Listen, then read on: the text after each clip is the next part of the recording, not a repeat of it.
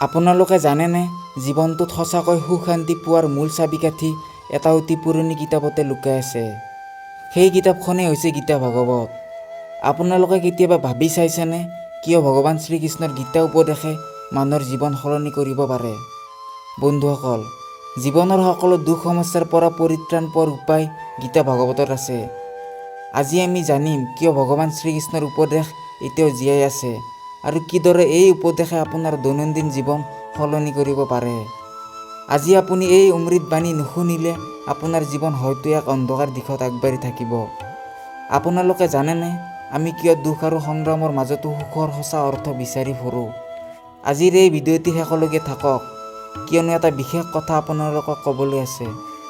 জীৱন আৰু কৰ্তব্যৰ শিক্ষা। ভগৱান শ্ৰীকৃষ্ণই কৈছিল, কৰ্ম কৰি যাওক, ফলৰ আশা নকৰিব।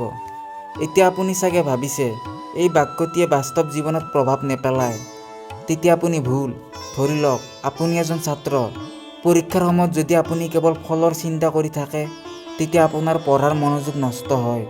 কিন্তু যদি আপুনি কেৱল অধ্যয়নত মন দিয়ে, তেতিয়া তাৰ ফলাফল নিশ্চয় ভাল হ'ব। কেৱল মাত্ৰ ফলতেই যদি মন দিলে সফল হ'ব পাৰিলোঁ হয়, বৰ্তমান সময়ত চাগে পৃথিৱীৰ সকলো লোকেই সফল হ'লহেঁতেন।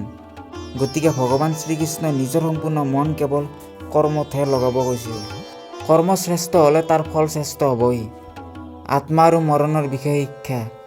শ্ৰীকৃষ্ণই কৈছিল, আত্মা অবিনাশী, মৰণ মাত্ৰ এখন কাপোৰ সলনি কৰাৰ দৰে।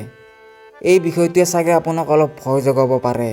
কিন্তু মন কৰিব, আত্মাৰ অবিনাশিত্বৰ বুজ পাই আপুনি কেনেকৈ ভয়ৰ পৰা মুক্ত হ'ব পাৰে। যেতিয়া মৃত্যুক কোনো শেষ বুলি নাভাবোঁ, তেতিয়া ভয় নোহোৱাটোৱে স্বাভাৱিক। আপোনাৰ মতে জীৱনৰ অন্ত কিয় এটা নতুন আৰম্ভণি বুলি ভাবিব নোৱাৰি। কিন্তু এইটোৱে সত্য যে মৃত্যু মানৱী শৰীৰৰ হয়, আত্মাৰ নহয়। আত্মাই আকৌ নতুন শৰীৰ ধাৰণ কৰে। নিয়ন্ত্ৰণ আৰু ধ্যানৰ গুৰুত্ব। শ্ৰীকৃষ্ণই কৈছিল, মনক নিয়ন্ত্ৰণ কৰা সৰ্বাধিক কঠিন, কিন্তু বাৰে বাৰে প্ৰয়াস কৰি থাকিলে মনকো নিয়ন্ত্ৰণত আনিব পাৰি। আজিৰ এই দ্ৰুতগতিত চলা যুগত মনোযোগ বজাই ৰাখিবলৈ মনক নিয়ন্ত্ৰণ কৰাটো একেবাৰে দৰকাৰ। আপোনালোকৰ মাজত বহুতেই চাগে ধ্যানৰ প্ৰভাৱৰ কথা শুনিছে। আপোনালোকে জানেনে ধ্যানৰ দ্বাৰা জীৱন কিদৰে সলনি কৰিব পাৰি? ভিডিঅ'ৰ শেষলৈকে থাকক, কিয়নো গীতাৰ এক গোপন শিক্ষা আমি শেষত প্ৰকাশ কৰিম, যিয়ে আপোনাৰ জীৱনৰ মূৰ সলনি কৰিব পাৰে। বন্ধুসকল, গীতা মাত্ৰ এখন ধৰ্মৰ কিতাপ নহয়, ই হ'ল জীৱনৰ সংজ্ঞা। এতিয়াৰ ব্যস্ত জীৱনত গীতা আমাৰ দৈনন্দিন জীৱনৰ দিশপালক। আপুনি শিকিব পাৰে আপোনাৰ জীৱন কেনেকৈ ভাল দিশে নিয়া যায়। যদি ভিডিঅ'টো আপোনাৰ মনত সোমাইছে, তেন্তে ভিডিঅ'টো এটা লাইক কৰি দিয়ক, লগতে আমাৰ চেনেলটি নিশ্চয় ছাবস্ক্ৰাইব কৰি লওক।